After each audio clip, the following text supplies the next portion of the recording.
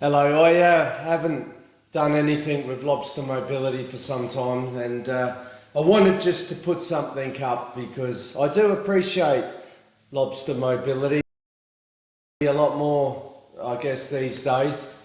I started Lobster Mobility to just try to help a little bit with just common folk like me, the working class type people like me, that it's really confusing out there, and doctors should be a lot more helpful than what they are. With you about the metabolic theory of mental illness. I mean, doctors are the first line of defense, not attack. So you go to a doctor and you're not trending well with your health, you're looking out of shape, fat, miserable, starting to get health problems. You'd think doctors would just pull everything up on that, like, oh, hang on, we've got to get you with a better diet, we've got to get you exercising, we've got to fix up a few things without pharmaceuticals. It's not too much about me these days that I'm not honest about, I'm not upfront about, and I'm not trying to get anything really off anybody. Because, I mean, pharmaceuticals, they should have, as an industry, they should have access to the actual statistics on pharmaceuticals. So Hippocratic oath is what the doctors take, first do no harm. Now I've taken the spin that Dr. Robert Lustig, first do no farm. So really, can you do no harm if you're giving a substance to a person that might not even need it really, but the statistics are now that their life expectancy is coming down. Now that's doing harm. So I agree with Dr. Robert Lustig, first do no farm. It should be the approach of doctors. I see people, all kinds of people, all colors of skin, all backgrounds. It doesn't matter what your politics are here. We don't care. It doesn't matter how you identify yourself. We don't care. Now, I started off very much promoting doctors with my own money, and I promoted them as hard as I could. Not that you ever get good numbers sending out stuff about doctors. You get good numbers with just interesting memes, with and if you wanted to get into controversy or stir people up, you get great numbers.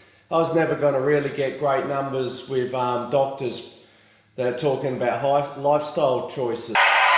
And it doesn't matter how the media wants to pull you from left to right. It doesn't matter how the people who are in positions of power want to continue pulling you from left to right and continuing to divide us and continuing to separate us, because tonight is an example of how we have shared humanity and how we come together as one.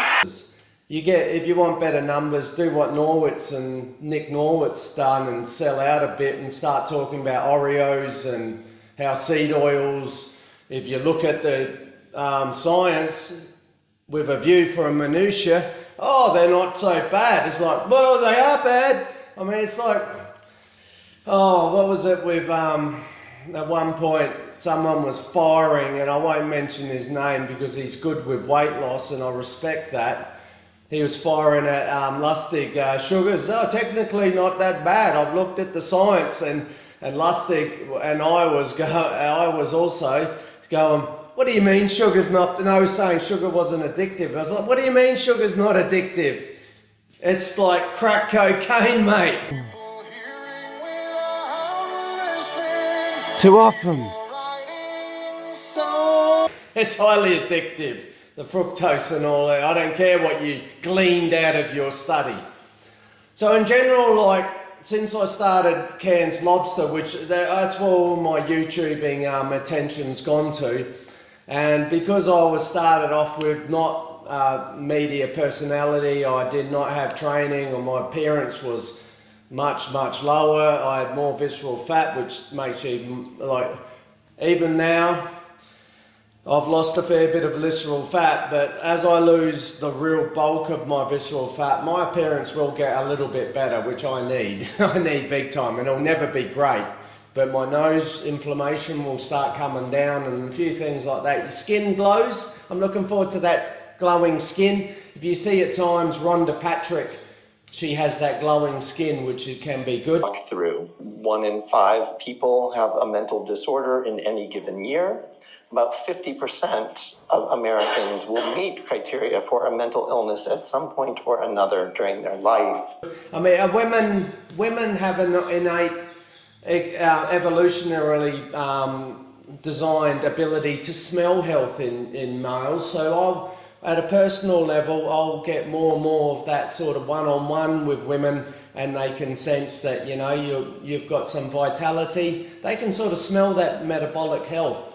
There's no mucking around with them. They can look at bodybuilders' muscles and still not smell that health, but they can smell it maybe, you know, in someone, just a wiry guy that never goes to the gym. I know Tim Ferriss talked about this years ago. I've been understanding of that. He was saying like 14 years ago or something, when I was looking at his stuff at the start. I've looked at it since, obviously, as well. But he was saying when he was healthy, he could just cross the room of a restaurant on the way to the toilet, and he could see that some women were picking up on his pheromones, his hormones, his sex appeal, or whatever as such, you know. The particular smell that a woman, I can't talk because I'm just saying that the science seems to be that women can smell it, because they have to find a mate that's suitable and is going to produce kids that survive and all this sort of business, and they're going to be protected by that mate in case of attack. The rates of mental illness across a wide range of diagnostic categories have been increasing for decades. Rates of autism have quadrupled in the last 24 years. The rates of ADHD have tripled since 2010, but these statistics are actually not the most recent. There's been an acceleration in the rates of diagnosis. And like when I started Cairns Lobster, I started getting looser and looser because I have to become interesting. I had to become interesting, and I'm still working on it, I'm telling you. So I have to become looser. I started not really caring of whether or not, by then I didn't really care too much about what most doctors thought of me. And this is where I'm kind of at the moment. There's exceptions to the rules, but as a body of people, I don't have that much respect for doctors. The doctors don't really second guess too much the pharmaceutical industry. The doctors are in bed with the pharmaceutical industry to a large extent. I mean, a patient comes in and presents with symptoms. A lot of the times, the doctor should be giving lifestyle choice remedies for that customer, that client, but they don't. They give them pharmaceutical solutions. Tonight, here, on this night, we are one.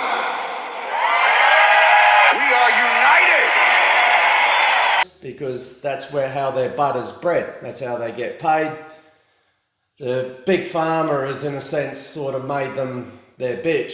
But the thing is, doctors are all too willing oftentimes to think that they're so smart and they are better. They're kind of like almost narcissistic at times and intimidating, hard to deal with. Even with me, I was dealing with a doctor. I wasn't particularly feeling too good at the time. They definitely was trying to get pushed around. I tried to authorise some sort of a test that would look for my insulin resistance. The closest I could get was fasting insulin, and it was like, no, you don't need that. And I was saying to him, and if I didn't know what I was doing, I guess I would have been going, oh, don't I? But instead I was going, hang on, mate, Dr. Rupert Lustig says that this is one of the best indicators, it's achievable test, that I can get authorised. I'd rather an MRI, but I can't see a doctor giving me that. But I managed to just scrape through the fasting insulin, which I never actually did, because I knew what my problem was. I was drinking a processed drink, an industrialised drink, alcohol. Up over 5-fold. Overdoses, so sad. Look how striking it is. What are we doing about this crisis? Well, we have treatments. We have a plethora of medications, psychotherapies, hospitalization. Treatments, in fact, do work. They really work for some people. Which was just dive bombing my whole system. So I knew what I had to do. The doctor probably should have given me hypnotherapy or therapy sessions or something as a solution for my particular health problem. That's where I'm at. Like, I treat doctors now like as another profession. They're as likely to be impressive as a person as a sparky or electrician, or a plumber or something, or an engineer. Maybe an engineer's I probably put engineers as the next level up for credibility at this point. But the exceptions to the rules are many and incredible. So the good doctors out there, I'm not talking about you. I'm not talking about you, Dr. Sean O'Mara, and I'm talking about you guys. Brewer and Vega from PevMed, Dr. Cywes, Dr. Robert Lustig, Dr. Jumnutters, Pradip Jumnutters. I'm not talking about Dr. Paul Mason who does a lot of stuff with low carb down under. And I can go on a list of some fantastic people, and some of them are like Dr. Brewer. He's retired. He can't get pushed around. His heart beats for humanity. He's trying to help. He really is. Dr. Sean O'Mara is not particularly getting an algorithm, but he should. He's a good-looking bloke. He's worked on the presidential medical team. He's an excellent doctor. His heart's fully in the right place. I wish him the best. Now, I can't really help him too much because I'm a controversial character. I struggle with my own algorithms like you're way worse than him, way worse. I mean, I've got algorithm issues for sure, but I don't stand for any great provocation. I'm not particularly political, except that I love RFK Jr. because I think he's just going to be what the world needs. Not just America, Maha, make America healthy again. I mean the world, the ramifications of what he's going to do when he takes on Big Pharma. But I tell you, like, JFK took on Big Pharma. You look at his speech, it's wonderful. It's audio. His speech, he talks about the Big Pharma starting in, and he noticed that and he was going after them. Unfortunately, he was shot in the head not too long after. Anyway, I really like RFK Jr. I really like him. So I'm political in that regard. So I'm not really somebody that any doctor could align with, but they've never wanted to anyway. I spent my own money. I didn't particularly get anything back. I don't really... I comment, and I obviously follow my good doctors. I'm starting to really like Dr. Robert Cywes as well.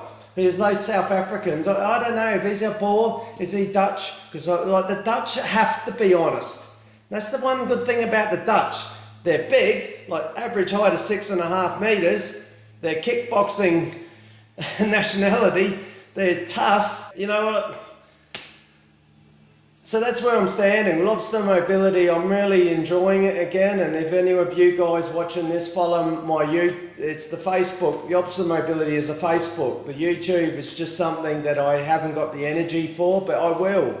Once I start kicking in with Lobster Mobility videos, there'll be a steady stream of them. And I think I can present information. I always present the information that the doctors present. So I don't really put my own views in on it. I mean, I've got all sorts of stuff. My own personal health has very much starting to benefit from just 2 weeks of not drinking. I do follow a Dr. Sean O'Mara sort of Dr. Brewer sort of stuff. You know, they're both pretty similar, but Dr. Sean O'Mara identifies it quite clearly as grass-fed beef and some ferments, and you're well on your way. My own progression towards knowledge is continuing. I'm not trying to align and don't care if I'm aligned with doctors. I do comment, Dr. Sean, Dr. Ford, Dr. Jesus, all these sort of business. I'm only there to help them, so I'm not really confrontational or provocative. I've said a few rude things to, I guess semi-rude to Dr. Norwitz, because I just kind of see what he's doing as a bit of a sellout. He talks about processed food and my Oreo study. It's like, all right, you talked about your Oreo study, now get on with real science. But he's not. He's gone back to the Oreo protocol and all this crap. And had something about like seed oils are seed oils so bad? It's like, yeah, mate, they are. I don't care what minutiae you found out of your study. Yeah, they are.